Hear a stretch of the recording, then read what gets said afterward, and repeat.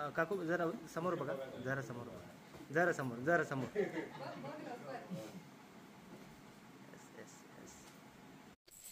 आमची आनंद प्रेम परिवार म्हणून एक संस्था आहे. ही रजिस्टर्ड संस्था नाही. या संस्थेला गव्हर्नमेंटची मदत वगैरे काही नाही. हा एक उपक्रम आहे जो एका व्यक्तीने सुरू केला. त्या व्यक्तीला प्रत्येक परिवार जोडत गेला.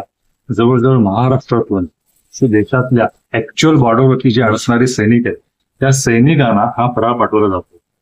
मुंबई, पुणे, कोल्हापूर, सांगली, अमरावती, गोवा, सावंतवाडी इत्यादी ठिकाणाहून हा फराळ बॉर्डरवरच्या सैनिकांना पाठवला जातो.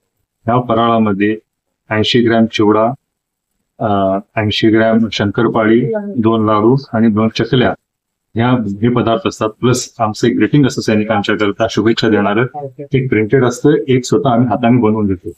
या उपक्रमाला बरीच लोक आर्थिक, शारीरिक मदत करतात. हा जो उपक्रम आहे तो उपक्रम करताना ज्या ग्रीटिंग असतं ते ग्रीटिंग ज्यावेळेला सैनिकांना पोहोचते ते सैनिक त्या ग्रीटिंगवर असलेल्या नंबरवरती फोन करून त्यांना फराळ पोचवा म्हणून सांगतात. जो आम्ही उपक्रम सुरू केला तो प्रत्यक्ष शेवटी सैनिकापर्यंत पोहोचतो. ते पोहोचल्यानंतर ते फोन करतात. फोन करताना त्यांना याचा एक आगळा वेगळा आनंद जे मदत करतात त्या लोकांनाही होत. अच्छा, मला एक सांगा, आता एवढं सगळं करत असताना फायनान्शियलीचा कसा काय विषय असतो? ह्याच्यामध्ये आम्हाला आर्थिक मदत ही कोणाची नाही. हे आम्ही स्वतःहून जो काही खर्च येतो तो काही आम्ही कुटुंब आहोत त्या कुटुंबाने ठरवून घेतलेला आहे की आम्ही प्रत्येक जण आपापल्या परीनं आपापला खर्च, आपापला हिस्सा हा त्याच्यामध्ये हे करतो. कोणाकडून ही मदत आम्ही मागायला जात नाही.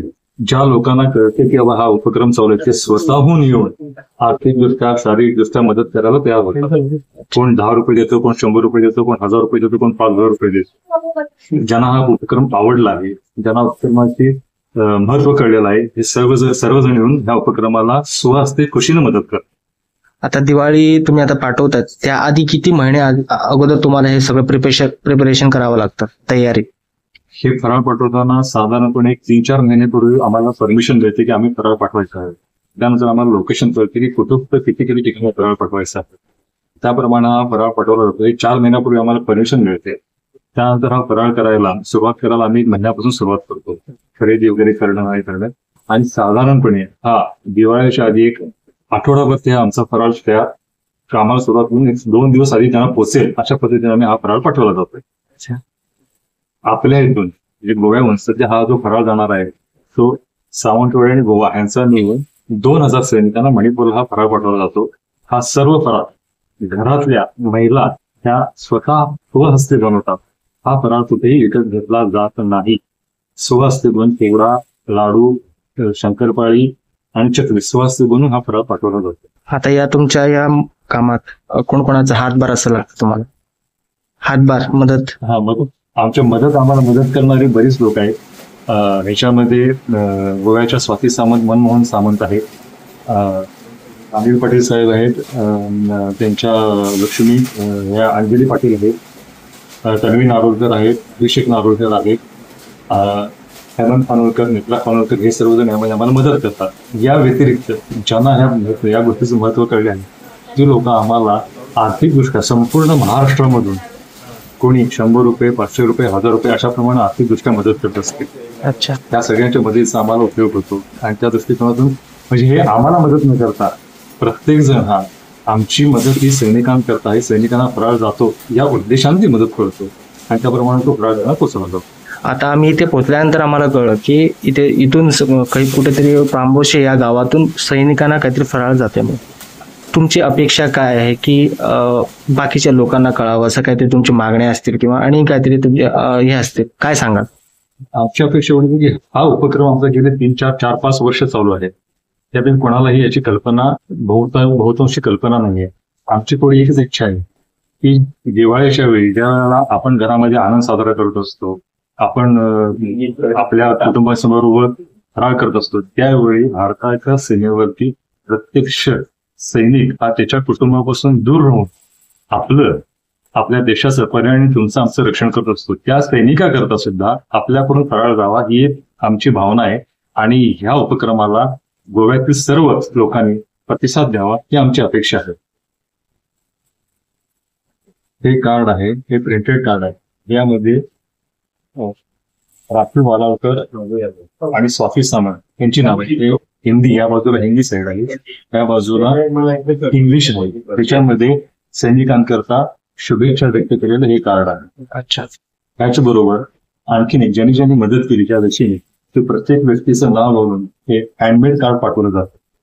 अच्छा. त्याच्यावरती जो हे कार्ड पाठवतो किंवा जो मदत करतो त्याचा नंबर लिहिला आहे. त्या नंबरवरती जर आपल्या सैनिकांना परमिशन मिळाली, तर सैनिकांना वेळ मिळाला, तर त्या नंबरवरती फोन करून सैनिक प्रत्यक्षात त्या लोकांना तुमचा फराळ पोचला, हा एक आनंद ज्यांनी मदत केला तो एक वेगळाच असतो. किंवा आपली मदत शेवटपर्यंत पोहोचते हा एक विश्वास त्यातून निर्माण होतो. अच्छा.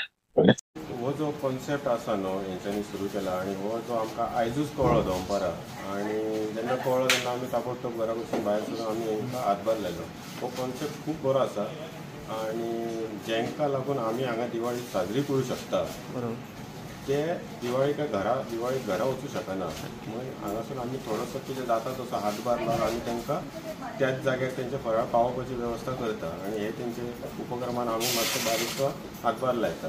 म्हणून आमकांय मातशें बरें दिसता की आमचो खंय तरी तांकां मातसो हेल्प जाता. अच्छा. Yes, thank you sir. हो खूप बरो उपक्रम आसा. एक्चुअली माझे एक नवोदयचे फ्रेंड आसा रजनी म्हणून, तेणी म्हाका पोरू सांगलेलें की अशें आपूण म्हणटा. हांवें ताका विचारलें अगो तूं खंय गेल्लें, तर ते म्हणपा लागले आपूण चकल्यो करपाक गेल्ले. हांवें म्हटलें चकल्यो इतक्यो चकल्यो कित्याक करता तूं, तर म्हणपा लागले अशें आजून एक आमचे नवोदयचे फ्रेंड आसा मृदुला म्हणून, ते म्हणपा लागले ते आनी तेजो घोव म्हणपा लागले की सैनीक जे सीमेचेर लढतात आमच्या खातीर देशा खातीर, तर तांकां स्वता फराळ करून म्हणजे आपूण जसो घरान आमी खातात तो म्हणजे असो डालडा बी घालून न्हू, शुद्ध तुपाचो फराळ, चिवडो बी बरे तितून सगळे बदाम काजू बी घालून असे लाडू म्हणजे सगळे घरान जे आमी खाता न्ही तशें म्हणजे तितून असो फराळ करून तो पॅक करून सैनिकांक धाडटा. हांवें ते आयकून म्हाका इतकें बरें दिसलें. हांवें म्हटलें बरें आसा म्हटलें कोण तरी अशें करता. हांवें सांगलें फुडल्या वर्सा म्हाका सांग म्हटलें. सो काल तेणी म्हाका फोन केलो असो असो फराळ पॅक करपाचो आसा आनी तुजे कडेन टायम आसा काय म्हणून. हांवें म्हटलें हय म्हटलें हांव वयता. मागीर हांवें म्हज्या मिस्टरांक सांगलें, म्हज्या चेड्याक सांगलें, ते बी रेडी जाले आनी आमी सगळे जाण आयज दनपारां हांगा फराळ पॅक करपाक येयले. Okay. Yes ma'am, thank you. Sir आपलं नाव? माझं नाव हेमंत खानोलकर. सर हे जे आता आम्ही आजच ऐकलोय की पेडण्याहून म्हणजे तांबोशे या गावातून कुठेतरी आपल्या भारतीय सैनिक जे आहेत त्यांना फराळ जातो. या मागचा उद्देश काय आणि याबद्दल तुम्ही काय सांगाल? यामागचा उद्देश एवढा की आपले सैनिक तिकडे बॉर्डरवरती उभे आहेत. दिवाळी आम्ही इथे करतो, कुणाच्या भरोश्यावर करतो, त्यांच्या भरोश्यावर करतो, तर त्यांना आपल्यातला थोडा तरी फराळ जावा की नाही हे त्याच्यामागचा उद्देश. जशी आम्ही दिवाळी साजरी करतो तशी त्यांनी बॉर्डरमध्ये आणत त्यांना खुशी वाटावी, त्यांना वाटावं की आमच्या मागे सुद्धा आपली जनता आहे. आम्ही एकटेच बॉर्डरवरती थंडी वारा खात नाही आहोत, तर आमची पण कदर कोणतरी करतं. आमच्या मर्दांगीची, आमची शौर्याची, आमच्या बलिदानाची सुद्धा कदर होते, हा देश करतो म्हणून आम्ही हे पाठवतो. अच्छा.